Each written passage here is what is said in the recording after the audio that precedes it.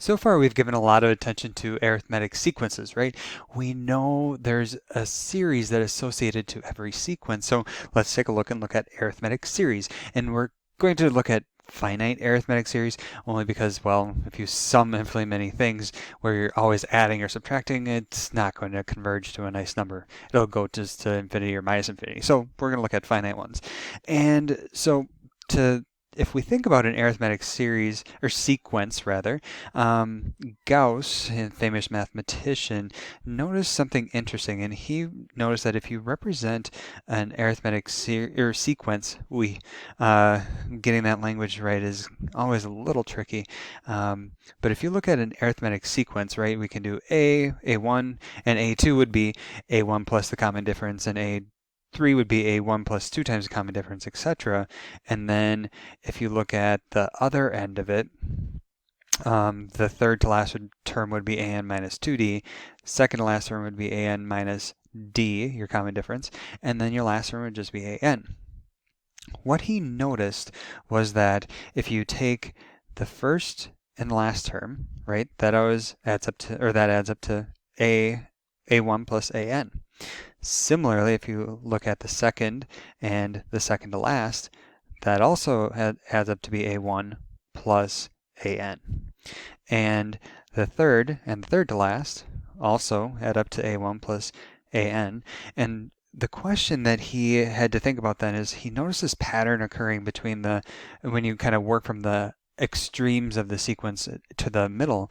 So you end up saying that, okay, the sum of the first n terms of an arithmetic sequence, it is going to contain this a1 plus an, but how many times does that occur? Well, I guess counting here, we have it once, twice, three times for the first three terms, and then at some point it's going to stop, and actually what you have to do is say that this occurs n over 2 times, because the number of times you just count that, you have to count that half as many times to get the entire sequence. So that's how he quickly added, the story goes from 1 to 100, added it up quickly using this pattern that he realized. And that actually holds true more generally speaking. And your textbook, it introduces a different proof of this. I kind of prefer this visual proof just to shake things up a little bit. Okay, but the idea is if we're looking for the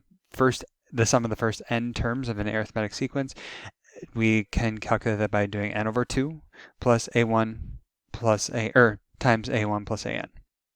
Okay, so for example, we have this, and I'm actually going to change this to be the first 35 terms only because this is relevant to your video assignment. So the first 35 terms of the sequence. So if we follow this pattern, it'd be s sub 35 is equal to 35 over 2, and then 1 plus a sub 35. Okay, this is where I need to do a little bit more work, and I need to say, okay, a sub 35, this is going to be, well, the first term is 1, and then I add to that n, so 35 minus 1, times d, our common difference, which is 2. And so then this is 1 plus 2 times 34, or better known as 69. Okay, so there we go. We can now go forward with our calculation, and 35 over 2 times 1 plus 69, or better known as 70. So this is 35 times 70 all over 2, which if we punch that in a calculator, it's the same as 35 squared, or 1225. Okay. So with this, I guess big things are you need to know what n is rather, what n is. You need to know a1, and you need to know your the value of your nth term. Okay. So our next example, it's a little bit more straightforward, maybe not, but we need to find the sum. Okay.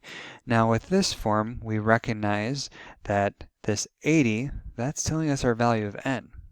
Okay, so I can do s sub 80, okay, well, it's going to be 80 over 2 times, and then now I need a1. Okay, recognize that this piece in here, that is your sequence. Okay, or this is using I, we can use n, but nevertheless our sequence, our arithmetic sequence, is going to be an is equal to 4n plus 3. So then if I look at 1, this is just going to be 7. Okay, substituted in. And then if I look at A80, which I'm going to need eventually, right, because it's A1 plus AN, this is going to be 4 times 80 is 320 plus 3 is 323.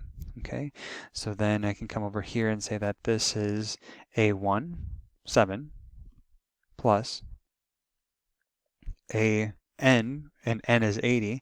So plus A80, that was 323. And I can do this calculation.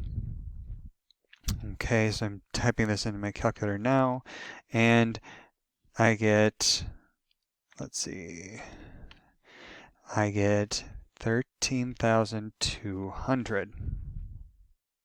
Okay, so with that, we can go on. So big ideas here. We needed to recognize that n was just that top value of the sum and. I will also caution you that they sometimes like to play tricks on you, so make sure you start at 1, right? You have to sum the first 80 terms. That's what this is saying. If it starts at 2 or anything, you might need to adjust a little bit.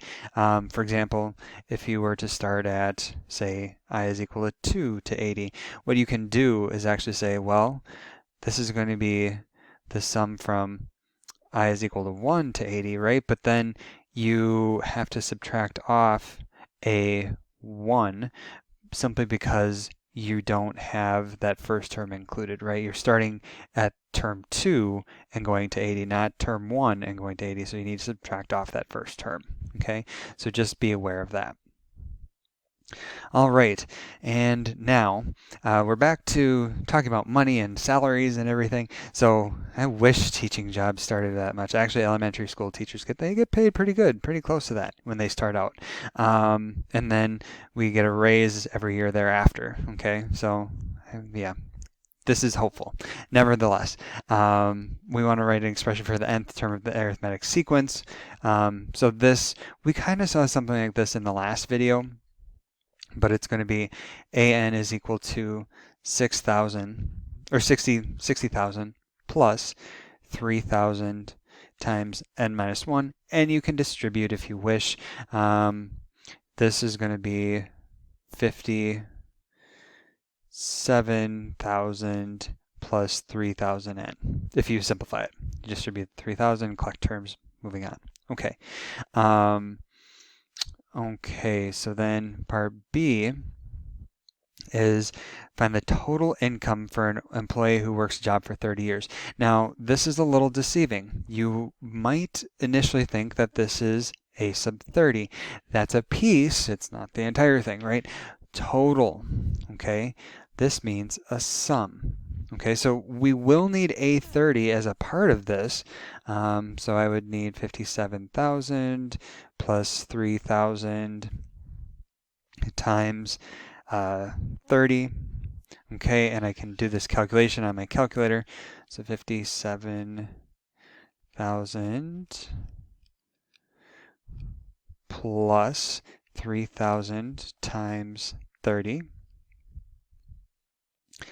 So 30 years into the career, the individual should be making $147,000. Okay, so then if I want to know the total, right, that is actually saying I want to know what S sub 30 is. So this is going to be the sum from year 1 of teaching to year 30 of teaching. And then we have to sum this function, 57,000 plus 3,000, and then I used I here, okay, just a different index, okay, and according to the formula that we know, this should be n, which is 30, divided by 2, times a1 plus an in parentheses, so a1 was 60,000, an was that 40 or 147,000. Okay, and then I can calculate this out, and if I do that, I get, whoa, lots of money. 2295000. Okay, congratulations, you're a millionaire over the course of 30 years, making $2 million ish. So I would just respond in context saying that after 30 years of employment, the teacher has made $2,295,000. There we go. Okay. Remember, you should respond in a sentence form whenever you're in context. Okay.